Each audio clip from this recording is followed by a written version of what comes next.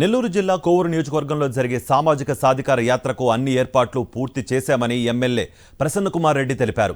మధ్యాహ్నం కోవూరు జాతీయ రహదారి నుంచి రాజుపాలెం సెంటర్ వరకు ర్యాలీ ఉంటుందని తెలిపారాయన.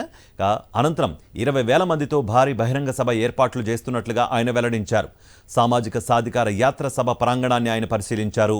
నెల్లూరు చరిత్రలో కనీ విని ఎరుగని రీతిలో బస్సు యాత్రను నిర్వహించనున్నట్టుగా ఆయన తెలిపారు.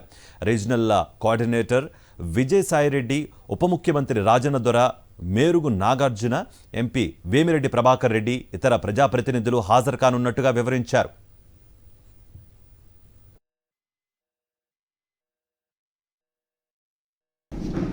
వచ్చిన వాళ్ళని చాలా జాగ్రత్తగా దగ్గరుండి కార్యక్రమం అయ్యే వరకు ఏ చిన్న ఇన్సిడెంట్ కూడా జరగకూడదు.